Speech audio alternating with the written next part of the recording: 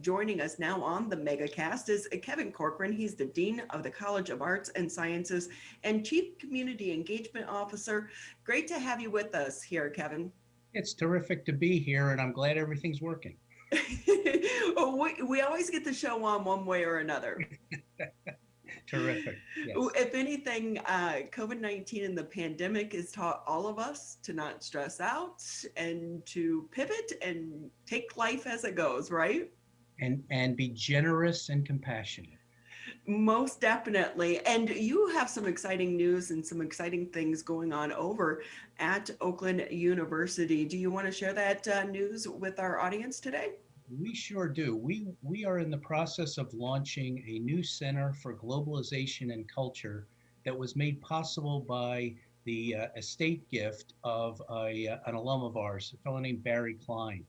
Now, I could just start off by telling you a little bit about Barry, who I never met, but I've heard fantastic stories about. Barry was one of our early alums from the 1960s. And Barry was a sociology major who went out to Haight-Ashbury in the late 60s and early 70s, wrote a book about his experiences, and his life journey took him to Florida, where he got involved in real estate. But he always valued his connection with Oakland University and always valued the education he got in the College of Arts and Sciences and Sociology. And so thought that that was really important. He stayed connected, as so many of our alums do, with the university and valued his connection, was involved with our alumni boards, mentored students. People talk about the fact that he helped them make decisions about their own careers. And so again, even as after he's passed away, his gift keeps on giving. His personality dynamic continues to make a difference in the lives of Oakland University and in our community. And it really goes to speak about how important our college years are and how they can shape us. And they stick with us as well, because he had lived in Florida for a long time, right? He sure did. But throughout that time, he stayed connected with Oakland University. And I think so many of the stories of our alums throughout the last 60 years plus are the same kinds of stories of, if not for Oakland University, I'm not sure I would have gone to college. And if not for Oakland University, my life and the life of my children and grandchildren are transformed from that experience. So that those 4 years that often we struggle through, we don't recognize sometimes what a difference they're going to make. What a legacy, really, Oakland University in helping to shape the futures of so many students. So tell us about the center. When is it going to open, and really what is the goal of the center as well? Sure. The nature of these kinds of gifts are they to get very detailed here, is they need to accumulate interest. And it's really the interest on the gift that allows us to do things so that that principle will never be touched. The specific gift. So we're planning on launching probably summer, fall of 22. It will focus, as its title suggests, on globalization and culture. And we're going to do something a little bit different. In some of the early conversations, Barry had the idea of an endowed chair, the traditional endowed chair. Somebody would come and be here for their entire career.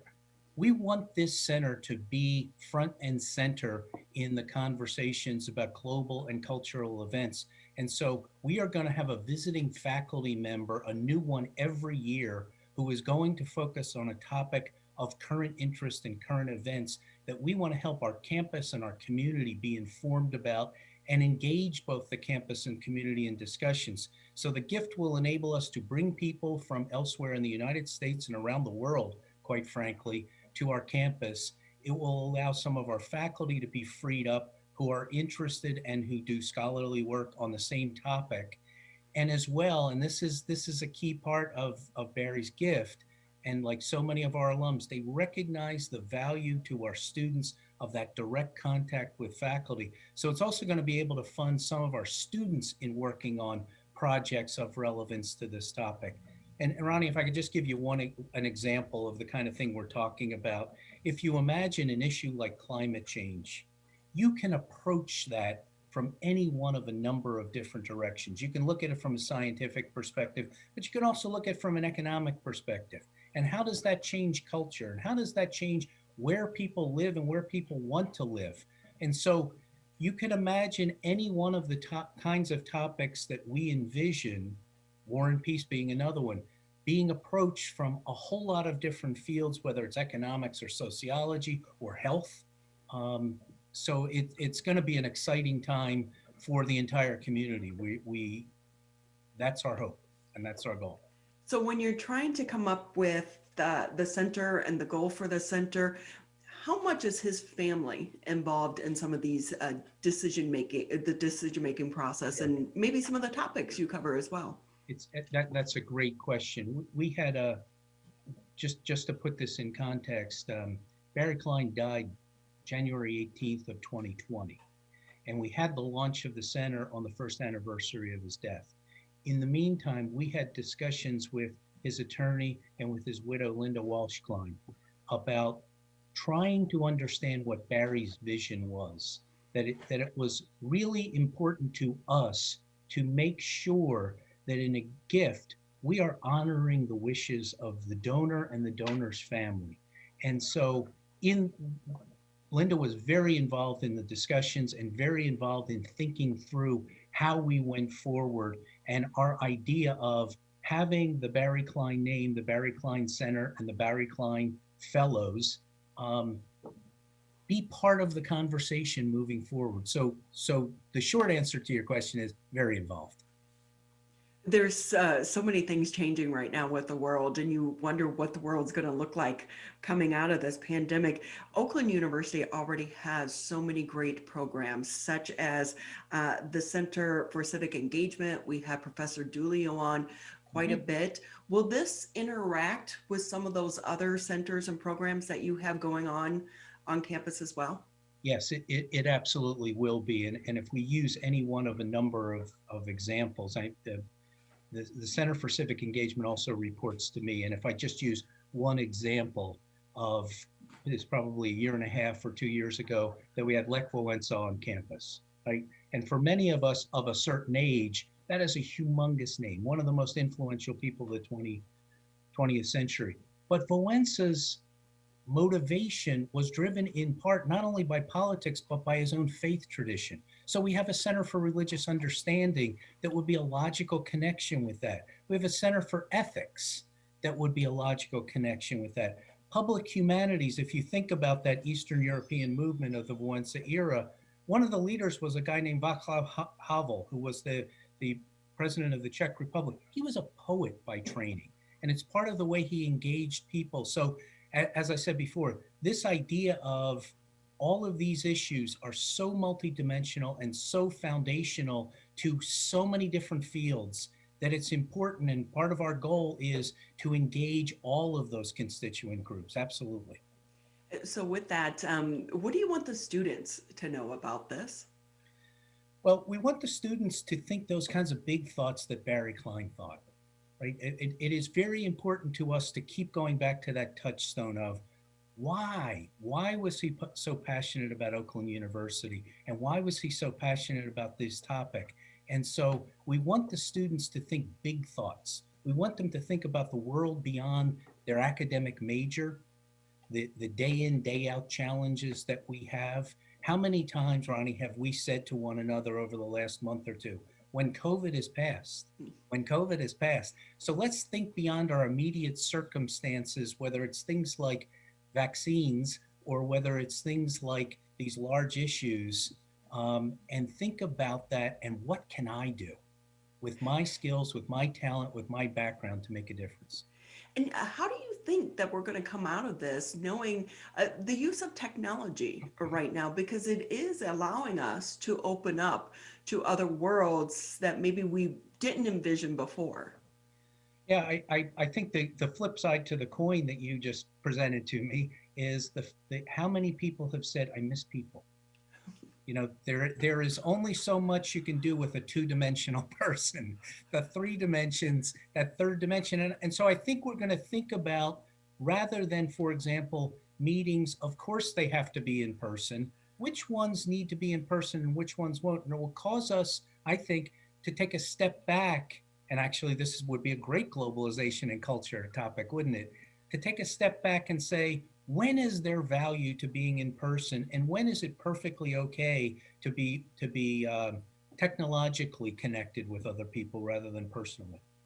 Yeah, because we all know with because of the crisis, it's those organic conversations, those Mhm. spur of the moment conversations, and you see someone in line, and you just start talking, and that's not happening right now. Yes. So there is a lot of value to that Or we also as like to well. say, we also like to talk about the meeting after the meeting where the real work gets done. That is so true because anyone who has ever had to attend any type of conference, everyone knows that is where you meet the people and the connections that Mhm. can really, like you said, get the work done, right? Yes, absolutely. Absolutely. So with this, what when you're talking to his family, what do they most want you to know about who Barry Klein was as a person? I will tell you one quick anecdote that both his widow Linda talked about. She talked about when they met, and they met later in life, and they were each walking their dogs, and they started talking on the street. And she said everyone that passed them knew Barry. And one of his friends at this event on January 18th said, when Barry walked into a room, the energy in the room changed. That is a powerful presence that we feel an obligation through this center to make sure sustains in Oakland County, at Oakland University, and in our region. And what a blessing that he was so connected to OU that he is giving back and this legacy to live on. It is absolutely the case. We feel blessed. So, with that, where can people get some more information about Barry Klein and this gift that he's given to Oakland University? If they go to oakland.edu, they will see on the homepage a picture, for better or worse, of me and a story about the center and about the gift and about some of the things I've talked to you about. So, before we let you go, do you want to anything else you want to share with us about the work that's being done over at OU right now? Yeah, we've been hard at work for the last 6.5, almost 7 years now, in with our friends in the Pontiac community, and I think the OU Pontiac initiative and the Klein Center are good examples of Oakland University recognizing we don't just we don't simply exist to educate students, though that is our primary mission. We exist to try to be stewards and try to provide resources, to provide help, to provide information to our entire region and to engage with our entire region. We think that part of public higher education is about the public good, not just private gain. I'm really fascinated watching Pontiac right now because I'm hoping and I'm thinking it's on the verge It sure of breaking out and becoming a great city again. It just seems like there's so much start and stop and start and stop, but we have a lot of great businesses going into the area, which I think can really reshape Pontiac. and we're proud to work in a whole variety of areas, not only economic development, but pre-K through 16.